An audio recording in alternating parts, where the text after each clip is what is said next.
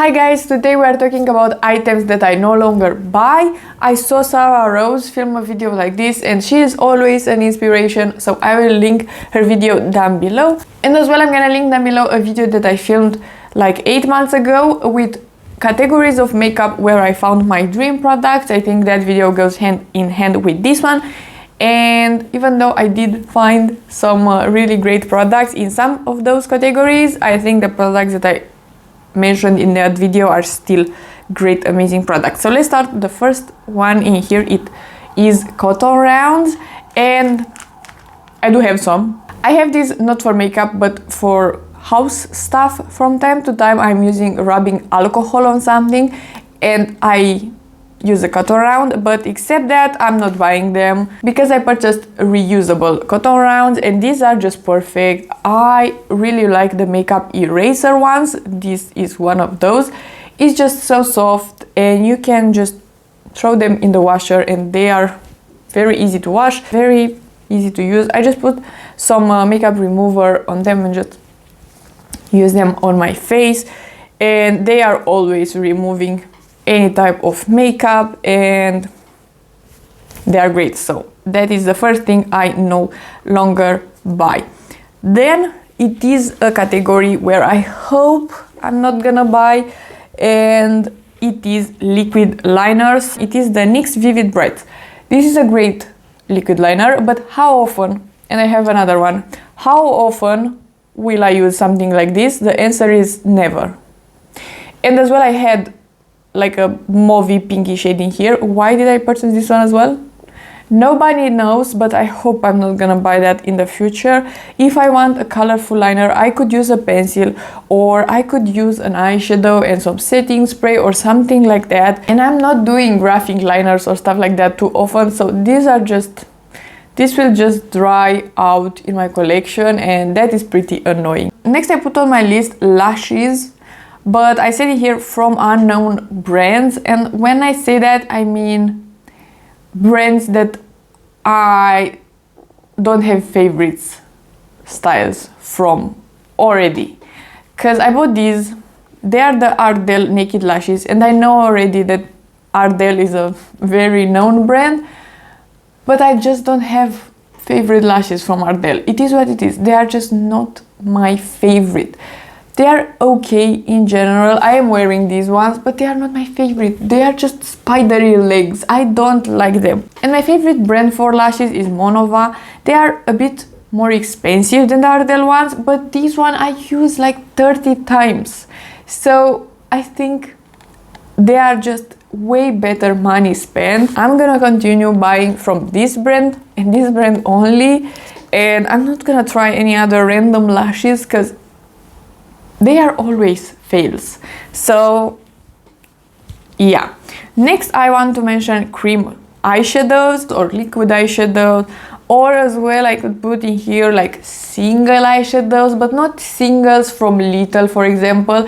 I'm mentioning here single eyeshadows that can't be put in a palette, like something like this. And this is from Catrice. It is very inexpensive and it is a nice shade, but how often I'm using this one? First I bought the mint shade and then for some reason I decided to purchase the blue one and a neutral one. The neutral one I gave to a friend because I was not using it, and the blue one I kept just because I know that she would not use a blue eyeshadow, so maybe I'm gonna use it at least. But did I really need that? The answer is no. And as well with liquid shadows, I'm not gonna use this. Why? Why did I purchase a second shade? And again, it is a blue. It is a periwinkle and it is beautiful. But do I use it? No. And the yellow as well.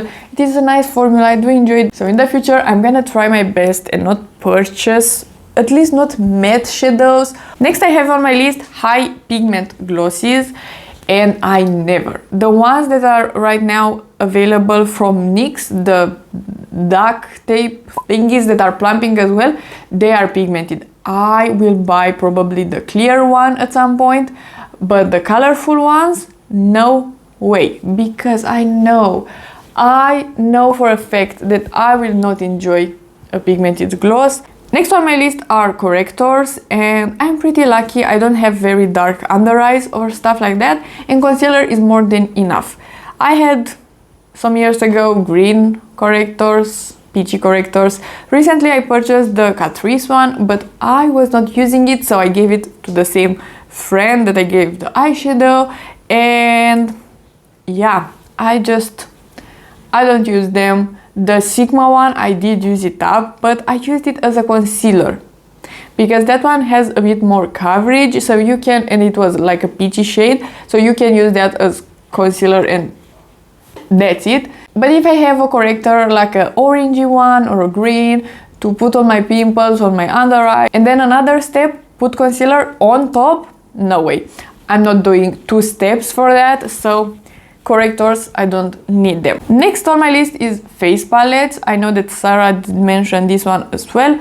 Face palettes are not for me. I just really enjoy picking shades and mixing and matching. So a face palette with multiple bronzers, multiple blushes or stuff like that, no way, I'm not gonna use that.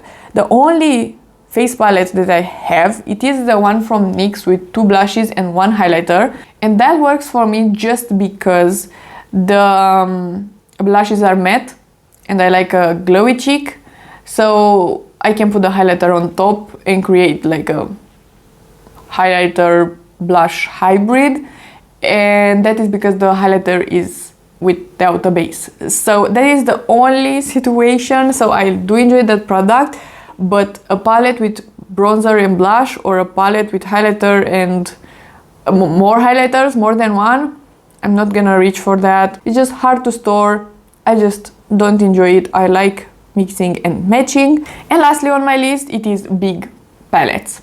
So I'm counting here palettes with more than 20 eyeshadows, or palettes with like 15 eyeshadows, but the pans are just huge.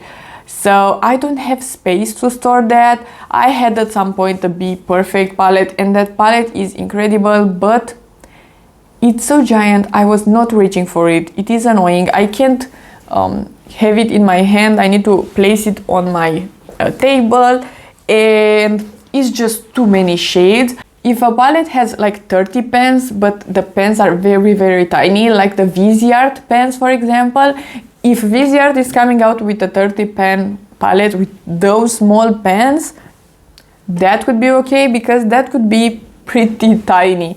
So yeah, I just don't like big palettes, and I don't need a lot of shades.